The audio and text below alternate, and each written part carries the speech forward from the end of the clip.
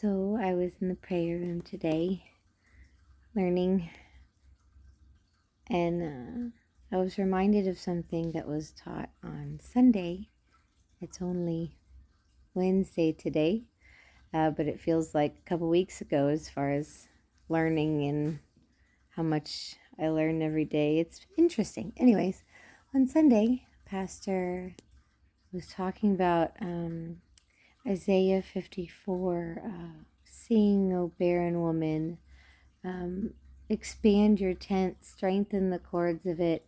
Basically, the world may say you're barren, but prepare. Just rejoice for the blessings that you know you're going to have, and prepare for them already. Expand your tent. Go ahead and prepare for what you are asking God for, because asking me for is what the verse is saying, because I will give it to you, because I love you and I'm a good father and I'm your husband. And it convicted me during church on Sunday that I don't even know that I can fully imagine my husband as the person that I am warring for, the person that I am warring for him to become. I just stopped worshiping and I just tried to imagine this person that I'm rejoicing about having. And I realized I couldn't even imagine it. I say easily enough, thank you, yay, God, you're going to do this. You're like, I can rejoice over my marriage healed. But when it comes to envisioning my husband as this person that we are warring for him to be, I can't even picture that, which is kind of a problem. So today in the prayer room, God brought it up again, and we started talking about it. And he says that something I learned a while back, that when Jesus says faith, hope, and love are the greatest things, and of these, love is the top one.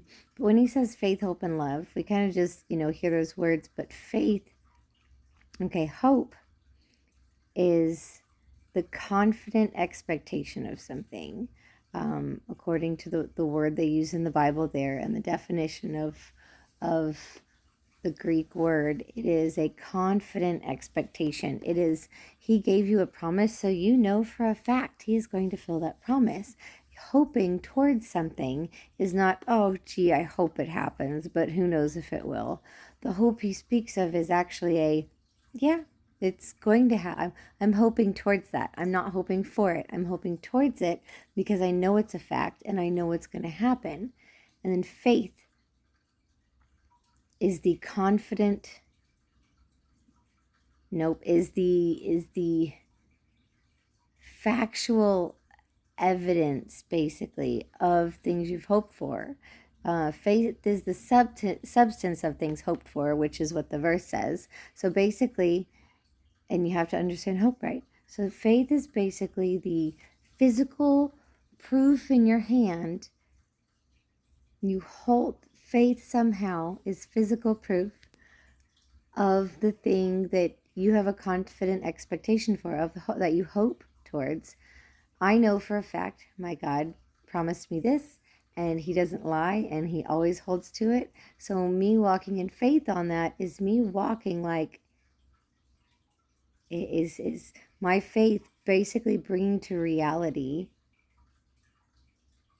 the unseen things that we're hoping towards, which is just already fun in and of itself to try and imagine.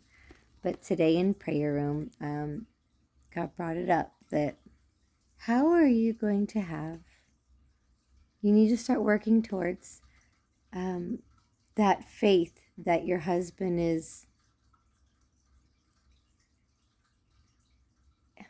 I don't know how to say things nicely. I struggle with it so much.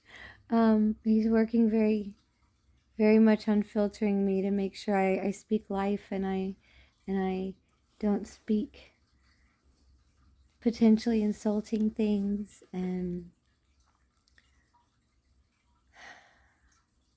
I need to have like I need to have the faith, which is the tangible evidence. I need to walk out.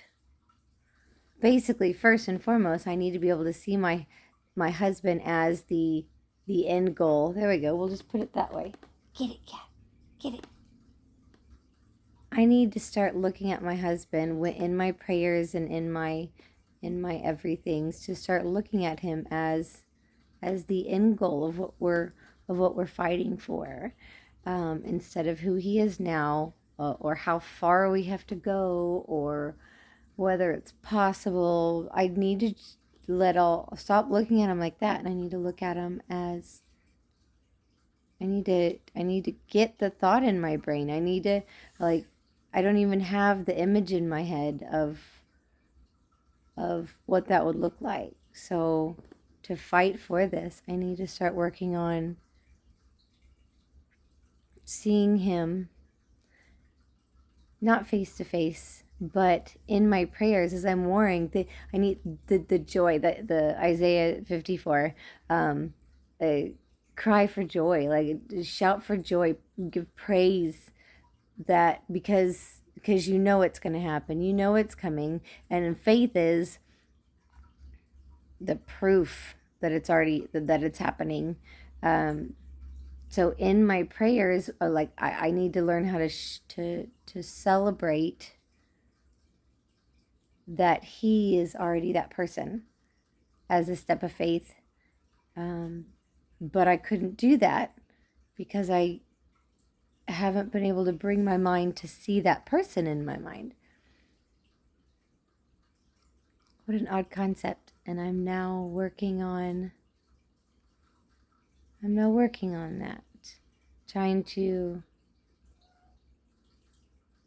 let my spirit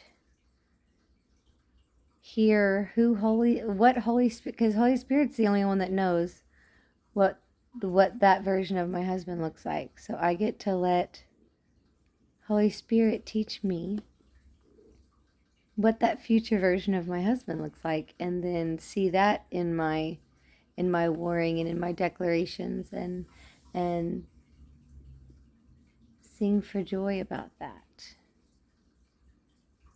because I can't just sit here at home and say, well, I've done all I'm gonna do. I've done way more than I needed to, and now if he doesn't want to step up to the plate, if he doesn't want to do what's needed, then I guess we're done.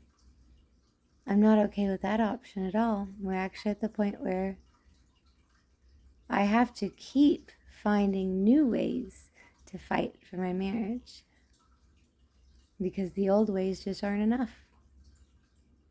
But it's fun to get to learn these new things.